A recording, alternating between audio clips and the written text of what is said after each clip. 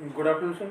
Very good afternoon. मेरा नाम अभिषेक है और मैं एक एसोसिएशन से हूँ, TISA the Indian standing association ji. और मैंने मतलब कि उसका एक ऑनलाइन कोर्स ज्वाइन किया है TOPE करके।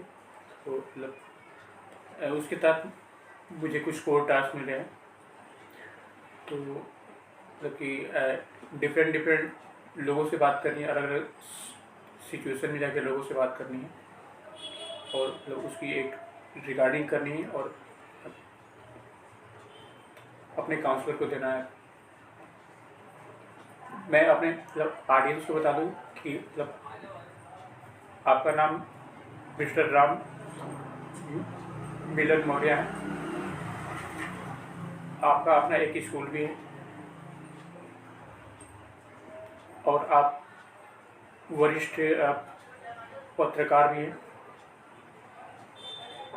और अभी आप ANN media channel private limited के एडिटर इन चीफ भी है। और सर मतलब कि आपको मतलब कब ऐसा लगा जैसे मतलब कि आपको रिपोर्टिंग मतलब मीडिया के क्षेत्र में जाना चाहिए, तो कब ऐसा आपको लगा? नमस्कार Abhishek ji, thank you very much. Actually क्या था कि लगभग 2006 से मेरा इसमें रुझान बढ़ा, क्योंकि पहले मैं देखता था सामान्य मैं नौकरी करता था मैं, और उसके बाद से एम्बेसी में जॉब करता था। और जब मैंने देखा जॉब के दौरान कि जो सामान्य इंसान हैं या लोगों के ऊपर बहुत सारी समस्याएं हैं, लोगों के पास बहुत सारी दिक्कतें हैं, परेशानियां हैं, तो क्या होता था कि उस टाइम पे आम लोगों की जो समस्याएं हैं वो नहीं सुलझती थी, लोग बहुत परेशान होते थे और जो प्रशासन होता था उनके साथ उनका रवैया भी बहुत गलत होता था। अगर मैं बात करूँ ख़ासतौर से पुलिस डिपार्टमेंट का, तो बहुत गलत तरीके से बर्ताव करती हुई बिहेव करती थी, कुछ भी बोल देना, कुछ भी कर देना, लोगों की हेल्प ना करना। तो लोगों के साथ जो गलत होता था वो तो मेरे को वो बर्दाश्त नहीं हो पाता था। जो वो चीज़ें बर्दाश्त नहीं हो पाती थी तो मुझे ऐसा लगा कि कुछ करना चाहिए, क्योंकि गलत मेरे को पता नहीं क्यों बर्दाश्त नहीं हो पाता था, खून उबल जाता था। तो वही देखकर फिर मैंने मीडिया ज्वाइन किया, कि मैंने फिर मीडिया का कोर्स किया जर्नलिज्म, फिर उसके बाद मीडिया ज्वाइन किया। BJMC करने के बाद जब मीडिया ज्वाइन किया तो ये सोचकर ज्वाइन किया कि किसी के ऊपर कोई भी गलत हो तो कम से कम मैं उसकी मदद कर सकूं, आवाज़ उठा सकूं, और कुछ भी गलत ना हो कम से कम एटलीस्ट मेरे सामने। ये सोचकर मैं मीडिया में आया सन 2006 से। जी सर, मतलब एक अच्छा पत्रकार होने के लिए मतलब कौन कौन सी स्किल होनी चाहिए? देखिए, एक अच्छे पत्रकार होने के लिए सबसे पहले तो अगर मैं बात करूं कि सबसे पहला, अगर वास्तव में आप पत्रकारिता करने के लिए इस फील्ड में आए हैं, क्योंकि वास्तव में आज पत्रकारिता हो नहीं रही है, लेकिन मैं अपने पत्रकारिता के लिए पूछा तो पत्रकारिता के लिए सबसे इम्पॉर्टेंट जो होना चाहिए वो आपके अंदर ऑनेस्टी और ईमानदारी होना चाहिए। क्योंकि अगर आपके अंदर ऑनेस्टी और ईमानदारी नहीं है तो आप अपनी पत्रकारिता सच्चे और सही तरीके से नहीं कर पाएंगे, किसी न किसी के फेवर और पक्ष में ही पत्रकारिता कर पाएंगे। इसलिए सबसे पहला गुण जो आपके अंदर होना चाहिए वो ईमानदारी होना चाहिए। दूसरा, जिज्ञासु होना चाहिए, ईगर होना चाहिए किसी भी चीज़ के लिए, कि कहीं पे भी कोई घटना घट रही है तो एक अंदर से इच्छा होना चाहिए, इच्छुक होना चाहिए कि क्यों हो रहा है, क्या हो रहा है। अपने आसपास सराउंडिंग, आँख कान सब खुले होने चाहिए। कई लोग क्या होता है, कुछ भी हो रहा है, चलो हमें क्या लेना देना, हमें क्या मतलब है। तो एक अंदर से किसी भी काम को करने की इच्छा होनी चाहिए, जिज्ञासा होनी चाहिए जानने की। मेन तो ये है, और अच्छा कम्युनिकेशन स्किल होना चाहिए। और अगर आप जिस भी भाषा में पत्रकारिता करना चाहते हैं उस भाषा में आपकी कमांड बहुत अच्छी होनी चाहिए। ये ज़रूरी नहीं है कि आपको दूसरी भाषा आनी ज़रूरी है। अगर आपकी हिंदी अच्छी है, हिंदी पे कमांड अच्छी है, तो आप हिंदी में पत्रकारिता कर सकते हैं। आपकी कोई स्थानीय भाषा है तो आप उसका इस्तेमाल कर सकते हैं, तमिल है, तेलुगु है, पंजाबी है, किसी भी भाषा में आप पत्रकारिता कर सकते हैं। तो आपका कम्युनिकेशन स्किल होना चाहिए। आपका किसी भी भाषा में आपकी कमांड उसके ऊपर बहुत अच्छी होनी चाहिए और मेन हार्ड वर्किंग होना चाहिए। सपोज कीजिए मतलब कि आप किसी बड़े आदमी का इंटरव्यू ले रहे हैं और मतलब थोड़ा सा अंदर स्ट्रेस फील कर रहे हैं, मतलब इसी वजह से स्ट्रेस फील कर रहे हैं, वो फिर मतलब कि आप उस इंटरव्यू के दौरान मतलब कि आप कि अपने उस स्ट्रेस को कैसे मैनेज करते हैं? देखिए, सबसे पहले तो ज़्यादातर ये स्थिति कब आती है कि जब हम सामने वाले के बारे में पूरी तैयारी से नहीं जाते हैं, तो ज़्यादातर समस्याएं वहाँ पे आती है कि हम जैसे आपने बोला कि कोई बड़ा आदमी है या हाई प्रोफाइल का व्यक्ति है, हम उनके पास चले तो गए हैं लेकिन हमारे पास पूरी तैयारी नहीं है, तो ज़्यादातर दिक्कतें वहाँ पर आती हैं अगर आप अधूरी तैयारी के साथ जाते हैं। अब पूरी तैयारी के साथ जाएंगे इंटरव्यू के लिए, उनके बारे में पूरी जानकारी रख के पूरा डेटा और सब कुछ एनालाइज करके जाएंगे, तो प्रॉब्लम होने की संभावना कम है। फिर भी ऐसा हो जाते हैं हालात, ऐसे हमारे साथ भी कभी होता है कि परिस्थितियाँ ऐसी आ जाती है कि जहाँ पे थोड़ा असहज महसूस करते हैं हम लोग। उस परिस्थिति में सहज होने के लिए क्या किया जाता है कि सिंपल सा तरीका है कि उस वक्त माइंड से निकाल दीजिए कि आप किन के सामने बैठे हैं। सिंपल साधारण ये कीजिए कि सामने एक व्यक्ति है जिनसे आपको उनके बारे में बातचीत करनी है और आप पत्रकार, बिल्कुल स्मूथ उनका लेवल, उनका स्टेटस, उनका क्राइटेरिया उस वक्त माइंड से बिल्कुल हटा दीजिए। ये एक तरीका हो सकता है आपको सहज करने का कि भाई क्या है, आपको उनसे नॉर्मली बात करना है तो आप सहज महसूस करेंगे। पर आज से 15-20 साल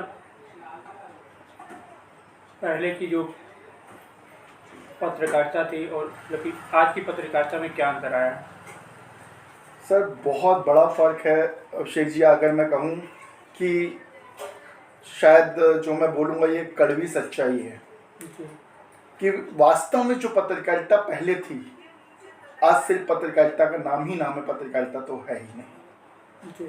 वास्तव में जो मैं खुद सोचकर मीडिया क्षेत्र में आया था, मीडिया फील्ड में आया था, पत्रकारिता के क्षेत्र में आया था, वो पत्रकारिता तो हो ही नहीं रही है। क्योंकि वास्तव में पत्रकारिता का जो मैंने बताया कि सबसे पहला गुण जो होना चाहिए वो सच्चाई होना चाहिए, ईमानदारी होना चाहिए, आज वो लगभग नगण्य है, वो है ही नहीं, लगभग ख़त्म हो चुका है। क्योंकि आज चापलूसी और बहुत सारी चीज़ें आज इस क्षेत्र में आ चुकी हैं।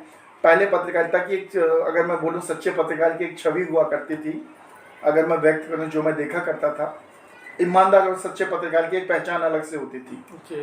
वो क्या होता था, कंधे पे एक सूती झोला होता था, डायरी और कलम, उनके हथियार हुआ करते थे, कुर्ता पजामा और ज़्यादा से ज़्यादा सदरी और चप्पल हुआ करती थी कोल्हापुरी। ये उनका एक लिबास हुआ करता था पत्रकार का। और पूरी ज़िंदगी शायद उन्होंने पब्लिक ट्रांसपोर्टेशन से बिता दिया होगा। एक्चुअल सच्चे पत्रकार वो थे जिनसे लोग कांपा करते थे, घबराया करते थे। जिस कलम को लोग तलवार बोलते हैं वो कलम वो थी, उस जमाने की कलम थी, आज की कलम नहीं है सर। क्योंकि उससे लोग कांपते थे, घबराते थे। और उस वक्त पत्रकार निर्भीक था, भय नहीं था, डर नहीं था किसी से, सच्चाई थी, ईमानदारी थी। उनको ये पता था कि अगर ये पत्रकार ने लिखा है तो ये सच ही होगा। लेकिन आज इस बात की कोई गारंटी, कोई पैमाना नहीं है कि पत्रकार ने सही लिखा है, गलत लिखा है, किसके कहने पे लिखा है। और आज पत्रकारिता इतनी है कि आप उनसे कुछ भी लिखवा लीजिए, कुछ भी करवा लीजिए, चाहे वो छोटे चैनल हो चाहे वो बड़े चैनल हो। जो जिस लेवल पे चैनल्स हैं उस लेवल पे पक्षपात करते हैं। और आज पत्रकारिता के क्षेत्र की सबसे बड़ी बात मैं आपको बता दूं अभिषेक जी, आज पत्रकारिता के लिए इससे बड़ा बुरा दिन हो ही नहीं सकता जबकि लोग टीवी चैनल को देखना पसंद नहीं करते। आज चैनल देखना पसंद नहीं करते क्योंकि 24/7 चैनल चल रहा है। कंटेंट तो सर है ही नहीं, पत्रकारिता तो है ही नहीं, न्यूज़ तो है ही नहीं है। एक न्यूज़ को आप 3-3 दिन तक चलाते हैं, 4-4 दिन तक चलाते हैं, जिसको लोग इतना परेशान हो गए हैं कि लोग न्यूज़ देखना नहीं चाहते हैं। किसी भी चीज़ को एकदम बढ़ा चढ़ा के बता देना, तो वो मुझे नहीं लगता कि पहले की जो सच्ची पत्रकारिता थी आज वो पत्रकारिता है। मेरे एक मित्र हैं जो आज कुछ ऐसे पत्रकार भी आ गए हैं जो कि बहुत गलत तरीके से पत्रकारिता करते हैं। लोग उनको, मेरे वो खास मित्र जो बोलते हैं, उन्होंने एक नाम दिया है पत्तलकार। पत्तलकार बोलने लगे हैं वो, तो बहुत अच्छे शब्द दिए उन्होंने उन लोगों के लिए जो कि आज पत्रकारिता को पत्रकारिता नहीं समझते, जिन लोगों की वजह से पत्रकारिता बदनाम हो चुकी है और ऐसे पत्रकार आज क्षेत्र में घूम रहे हैं सर। जी, अगर सर कोई इंट्रो वर्ड व्यक्ति जैसे अंतर्मुखी स्वभाव का व्यक्ति है, अगर मतलब उसको पत्रकारिता के फील्ड में आना चाहे तो मतलब कि उसको मतलब कि अपने अंदर क्या क्या स्किल डेवलप करनी पड़ेगी? देखिए, सबसे पहले क्या है कि मैंने जो बताया कि अच्छा कम्युनिकेशन होना बहुत ज़रूरी है। और जैसे कि अंतर्मुखी हम जानते हैं कि लोगों से कम मिलना पसंद करते हैं, कम बात करना पसंद करते हैं, एकांत में रहना ज़्यादा पसंद करते हैं। तो इसके लिए सबसे पहला तो ये डेवलप करना पड़ेगा हमको कि एक डर जो झिझक है लोगों से मिलने की, वो ख़त्म करनी पड़ेगी। और वो कैसे होगी? वो ज़्यादा से ज़्यादा लोगों से मिलकर होगी, क्योंकि जब तक आप ज़्यादा से ज़्यादा लोगों से मिलेंगे नहीं, बात नहीं करेंगे, तब से आपका डर झिझक खत्म नहीं होगा। क्योंकि पत्रकारिता फील्ड में आने के लिए आपको ज़्यादा से ज़्यादा लोगों से मिलना पड़ेगा, ज़्यादा से ज़्यादा लोगों से कम्युनिकेशन करना पड़ेगा। जब तक आप कम्युनिकेशन नहीं कर पाएंगे तब तक आप किस तरीके से पत्रकारिता करेंगे? क्योंकि आपके अपने लोग भी होंगे, बातचीत भी करनी पड़ेगी और हर तरीके के लोगों से मिलना पड़ेगा। तो इसके लिए आपको सबसे पहला यही करना पड़ेगा कि आप अपने जो लोगों से मिलना जुलना शुरू करना पड़ेगा, अपने उस झिझक शर्म को ख़त्म करना पड़ेगा।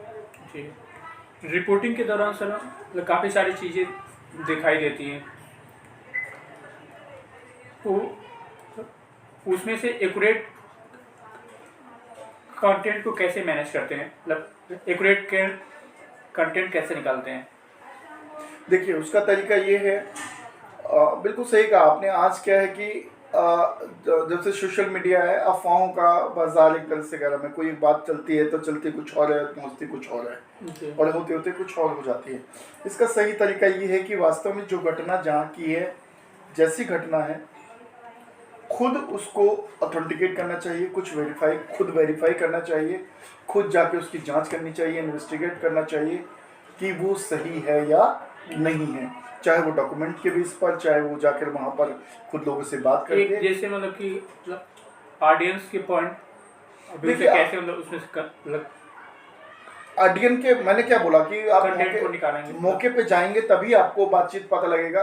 और जब कई लोगों से बात करेंगे तो ज़्यादातर लोग जिस बात को बोल रहे हैं, तो वहाँ से आपको पता लग जाएगा कि सही बात क्या है, तो वहाँ से आपको सही कंटेंट मिल सकते हैं। या फिर अगर कोई वैसे डॉक्यूमेंटेशन का कोई कंटेंट है, तो वो आप जो रिलेवेंट अथॉरिटीज़ होती है, वहाँ से आप डॉक्यूमेंट्स वो ले सकते हैं, वो कंटेंट ले सकते हैं। जी, आजकल सोशल मीडिया का ज़माना है, जैसे तो इसने जर्नलिज्म को कैसे इफेक्ट किया है, किस तरह से इफेक्ट किया है सोशल मीडिया ने? देखिए, सोशल मीडिया ने जर्नलिज्म को बहुत ज़्यादा इफेक्ट किया है, बहुत ज़्यादा इफेक्ट किया है। अगर मैं सोशल मीडिया की बात करूं तो इसको मीडिया का एक नया नाम दिया गया है, न्यू मीडिया। जी, न्यू मीडिया नाम दिया गया है। अगर मैं कहूँ थर्ड मीडिया नाम दिया गया है। जैसे पहले दो था, प्रिंट मीडिया, पहले शुरू में एक ही था प्रिंट मीडिया, फिर इलेक्ट्रॉनिक मीडिया आया, उसके बाद से फिर ये थर्ड मीडिया आया है जो सोशल मीडिया का है। आज दुनिया भर में कोई भी घटना घटती है तो मात्र 7 से 8 सेकंड के अंदर आपके पास उसकी इन्फॉर्मेशन पूरे वर्ल्ड से पहुंच जाती है। जी, चाहे वो गूगल के थ्रू, चाहे वो बहुत सारे डिफरेंट ऑनलाइन वो वेब्स हैं, उनके थ्रू आपको मिल जाती हैं। तो बहुत ज़्यादा मीडिया इफेक्ट हुई है। आज लोगों के पास समय नहीं है कि वो 1.5-2 घंटे या आधा घंटा बैठ के अखबार पढ़ पाएँ या पढ़ें। इतनी फास्ट लाइफ हो गई, आज किसी के पास समय नहीं है कि वो बैठ के आधा घंटे का चैनल देखें, न्यूज़ देखें। आज वो फटाफट सोशल मीडिया, इमीडिएट कहीं ट्रैवलिंग कर रहे हैं, बस में जा रहे हैं, कहीं आ रहे हैं, न्यूज़ देखनी है, 2 मिनट के लिए ऑन किया, 5 मिनट के लिए ऑन किया, उनको इमीडिएट न्यूज़ मिल गई या इमीडिएट उनको नोटिफिकेशंस आ जाते हैं, कहीं पे कोई घटना घटती है तो उनको न्यूज़ देखने की ज़रूरत नहीं पड़ रही। तो बहुत ज़्यादा मीडिया को इफेक्ट किया है सोशल मीडिया ने। जी। रिपोर्टिंग के दौरान कोई ऐसी घटना जिसमें मतलब कि आपको सच बोलना था लोगों के सामने और मतलब कि आपका मन इसी वजह से अंतर्द्वंद से जूझ रहा था, मतलब कि इसका लोगों के पर क्या इफेक्ट पड़ेगा, तो आपने मतलब कि उस सिचुएशन में अपने आप को कैसे मैनेज किया? देखिए, कई बार ऐसी चीज़ें हो जाती हैं, बिल्कुल हो जाती हैं, कई ऐसी घटनाएं हो जाती हैं जिस टाइम पे हम सच्चाई बताना चाहते हैं लेकिन कई बार क्या होता है कि उसका लोगों के ऊपर बुरा प्रभाव ना पड़े, इस वजह से वो, देखिए सच्चाई और झूठ क्या है, सच्चाई का सीधा सा इतना जानता हूँ कि अगर कोई झूठ किसी को नुकसान करे जी तो वो नहीं बोलना चाहिए। जी ठीक है, सच्चा है, पत्रकारिता है, लेकिन अगर किसी से कोई नुकसान हो रहा है तो उसको नहीं बोलना चाहिए। तो वहाँ पर आप कर सकते हैं कि आप अपनी बात भी रख दें, यानी, और वहाँ पर झूठ भी ना बोला जाए, उस तरीके से आप उसको किया जा सकता जी। आपने जैसे मतलब कि ऑब्जर्व किया होगा, जैसे क्वेश्चन पूछ रहे के दौरान मैं जैसे वर्ड पे अटक रहा हूँ, जैसे मतलब हकला रहा हूँ, तो आपको क्या लगता है जैसे मतलब कि हकलाना क्या होता है और क्यों होता होगा? है। देखिए, हकलाना, मेरे जो, जहाँ तक मेरा नॉलेज है, मुझे जो ज्ञान है कि हकलाना एक किसी किसी व्यक्ति में कुछ थोड़ा सा प्रॉब्लम होती है, कुछ शब्दों का, कुछ भाषाओं की प्रॉब्लम होती है, कि वो कभी कभी क्या होता है कि किसी किसी खास शब्द को बोलने में उनको प्रॉब्लम होती है। कई बार क्या होता है किसी किसी शब्द को वो रिपीट करते हैं, किसी किसी शब्द को बहुत लंबा खींच लेते हैं, तो ये कभी कभी किसी किसी के साथ प्रॉब्लम होती है। ये थोड़ा सा समस्या होती है, शब्दों का होता है। जी। तो आपके हिसाब से मतलब कि इसको रिड्यूस करने के लिए, कम करने के लिए मतलब क्या किया जा सकता है? देखिए, इसके लिए करने का तरीका जो है मेरे हिसाब से सबकॉन्शियस माइंड होता है, जो कि अवचेतन मन बोलते हैं। जी तो क्या होता है कि अगर ये शब्दों की प्रॉब्लम है, कि कुछ पर्टिकुलर शब्द हैं जिनसे आपको प्रॉब्लम होती है, तो क्या करना चाहिए कि वो, इसका मतलब वो शब्द आपके सबकॉन्शियस माइंड में अभी पूरी तरह से फिट नहीं हुए, कहीं ना कहीं वो मिस कर रहे हैं, स्लिप कर रहे हैं। तो वहाँ पर क्या करना है कि आपको उसकी प्रैक्टिस करनी है, उसका अभ्यास करना है। अगर कुछ पर्टिकुलर शब्द हैं जिनकी वजह से आपको प्रॉब्लम होती है, तो वो प्रयास आपके क्या करना है, 5 सेंस आपके काम करते हैं, उन पाँचों के पाँचों सेंस का एक साथ उपयोग करना है। कैसे? जैसे हाथ है, हाथ लिखने का काम करना है, आपको उन शब्दों को लिखना है। मुंह है, मुंह सेकंड सेंस हो गया, उसको बोलना है। आंखें उसको देखती है, कान उनको सुनता है, और माइंड ऑब्जर्व करता है। तो यहाँ पे आपके पांचों सेंस काम करने चाहिए। यानी अगर उन शब्दों के साथ प्रॉब्लम है तो उन शब्दों को लिख कर, बेशक से आप बोर्ड ले लें, व्हाइट मार्कर बोर्ड ले लें, उन शब्दों को पहले चिन्हित कीजिए कि वो कौन से शब्द हैं जिनसे आपको प्रॉब्लम होती है बोलने पे। वो नोट करके उन शब्दों को बार बार बोर्ड पे लिखिए, बोल बोल कर, उच्चारण करके, बोल बोल कर, इतना लाउड उच्चारण होना चाहिए, बिना किसी का परवाह किए कि कौन सुनेगा कौन नहीं सुनेगा। आप बोल बोल के लाउड कीजिए। जैसे मान लीजिए तुम्हारे शब्द से बोलने में प्रॉब्लम हो रहा है, या आप बोलने में प्रॉब्लम हो रहा है, तो लिखिए वहां पर तुम, हारे, तुम्हारे, तुम्हारे, तुम्हारे, तुम्हारे, तुम्हारे 50 बार लिख डालिए। उसके बाद तुम्हारे इतना अच्छा जुबान पे बैठ जाएगा कि पूरी जिंदगी कभी तुम्हारे पे तो नहीं अटकेंगे आप, किसी और शब्द का अटकेंगे। ये मेरा व्यक्तिगत विचार है। बाकी तो मैं स्पेशलिस्ट नहीं हूँ इस चीज़ का, इस फील्ड का। मुझे ऐसा लगता है, क्योंकि जैसे आप जानते ही हैं कि मैं एक टीचर भी हूँ, स्कूल भी चलाता हूँ, तो मुझे इतना पता है कि किसी भी चीज़ का अगर आप बार बार अभ्यास करते हैं, बार बार प्रैक्टिस करते हैं, तो दुनिया की ऐसी कोई समस्या नहीं है जिसका हल नहीं है, उसको ख़त्म किया जा सकता है, बशर्ते आप उसका अभ्यास, उसकी प्रैक्टिस कितनी शिद्दत के साथ, कितनी मेहनत के साथ करते हैं। इसके लिंक को मैं मतलब कि हकलाने वाले ग्रुप में डालूंगा। तो काफ़ी सारे मतलब हकलाने वाले लोग हैं जो मतलब कि अलग अलग फील्ड से हैं, तो आप उनको क्या मैसेज देना चाहेंगे? देखिए, उनके लिए मैं एक ही मैसेज देना चाहूँगा।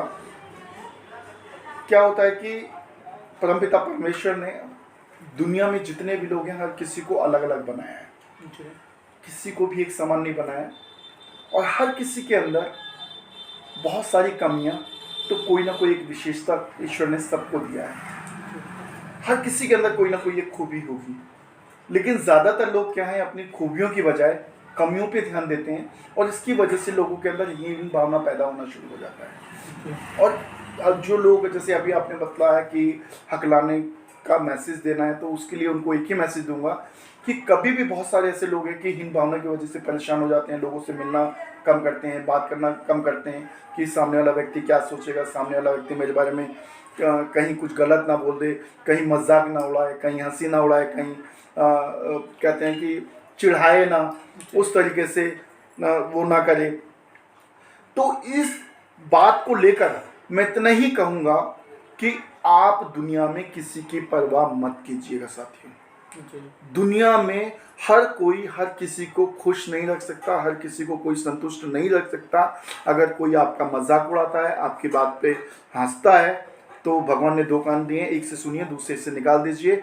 और सिर्फ आप ये देखिए कि आपसे भी नीचे लेवल के व्यक्ति हैं दुनिया में। आपका तो ज़ुबान सिर्फ हकलाने का प्रॉब्लम है। बहुत सारी दुनिया में ऐसे लोग हैं जिनकी ज़ुबान ही नहीं है। बहुत सारे ऐसे लोग हैं जिनको कम दिखाई देता है, लेकिन बहुत सारे ऐसे लोग हैं जिनकी आंखें ही नहीं हैं। बहुत सारे लोग हैं जिनको कम सुनाई देता है, लेकिन बहुत सारे लोग बिल्कुल बहरे हैं। बहुत सारे लोगों के हाथ पैर नहीं है साथियों। बहुत सारे लोगों को इंटरनली बहुत सारी प्रॉब्लम हैं, लेकिन आप भगवान का शुक्र कीजिए कि आपको सिर्फ हल्का सा हकलाना और ये सारी चीज़ें दी हुई है।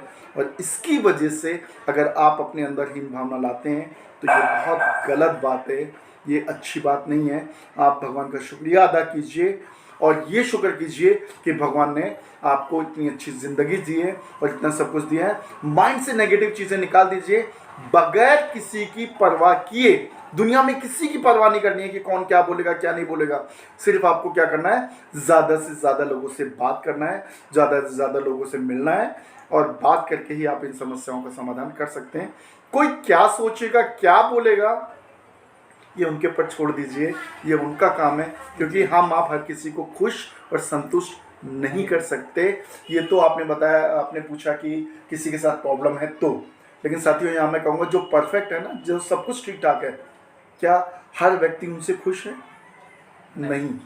तो जब उनसे खुश नहीं है तो फिर यार आप क्यों अपने आप के ऊपर लेते हैं? मस्त रहिए, लाइफ एंजॉय कीजिए, और सिर्फ इतना ही कहूँगा, किसी की परवाह किए बिना आप ज़्यादा से ज़्यादा लोगों से बात कीजिए और आप बहुत अच्छी ज़िंदगी जिएंगे। आपने सर अपना बाउंड्री टाइम दिया और मोटिवेशनल डिस्कशन रहा टोटल, तो इसके लिए बहुत बहुत धन्यवाद। थैंक यू अभिषेक जी, बहुत बहुत धन्यवाद। Thank you very much.